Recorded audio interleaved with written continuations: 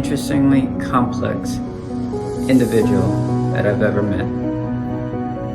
That's the man you saw earlier in the video. To give you some context, I've known him since 2007, but only in the last 5 years we've worked side by side together.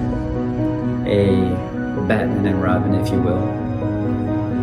Since then, he's moved out of state and retired. It's been over a year since I last saw him, so I decided to book a flight and pay him a visit.